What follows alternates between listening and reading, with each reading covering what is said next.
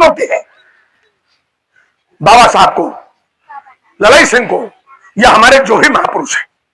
आप जानते हैं जिस रायबरेली में हम रहते हैं, क्या पता है कितना इतिहास हमको। यही रायबरेली है, मुंशीगंज का जब गोलीकांड हुआ तो मुंशीगंज गोलीकांड में हजारों किसान शहीद हो गए, और वो कौन से किसान थे जिनके पास एक भी सौ जमीन नहीं थी।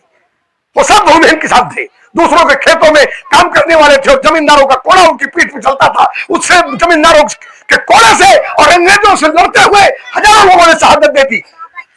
उन शहीदों के नाम आप जानते हैं? आपको नहीं पता है।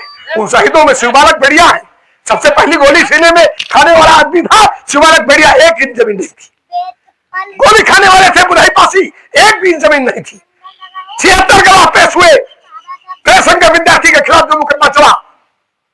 बुधई की विधवा चनकिया, मोतीलाल नेहरू, पंडित जवाहरलाल नेहरू, मदन मोहन मालवीय, बन्ना बनलाल वर्मा जैसे महान इस देश के शीर्ष के लोग उस मुकदमे में गवाह थे। उस मुकदमे में एक गवाह थी जिसका नाम था जनकिया, जिसका पति मार दिया गया था और जिसके देवर को गोली लगी थी, और वो अंग्रेज शासन के खिलाफ अपने घर से चल करके आई, और दीवानी में उसने मेरे संघ विद्यार्थी के पक्ष में गवाही देते हुए, अकेले गवाही देते हुए कहा कि गोली रायबरेली के जमींदार वीरपाल ने चलाई थी। एक गवाह नेहरू जी मुकर गए, मालवीय मुकर गए, मोतीलाल मुकर गए, सारे लोग मुकर गए, लेकिन एक विधवा महिला, भूमिहीन महिला ने कहा कि गोली वीरपाल ने चलाई थी, और अंग्रेज कलेक्टर उनके बगल में खड़ा था।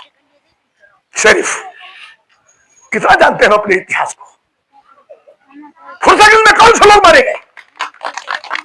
फुरसतगंज में किस बात को लेकर के गोली चली? फुरसतगंज में ऐलान किया भूमिहीन किसानों ने, उस समय की जो किसान तंगी में थी, उन्होंने ऐलान किया कि आटे का दाम और कपड़े का दाम नहीं बढ़ेगा, वरना हम बाजार नहीं लगने देंगे। प्रथम विश्व युद्ध के बाद बहुत बड़े पैमाने पर जमींदारों ने पर जो है अंग्रेजों ने कर लगाया था। उस कर की भरपाई गरीबों से आटे का और कपड़े का दाम बढ़ा करके की जा रही थी। उन पर तमाम तरह के कर लगा करके की जा रही थी।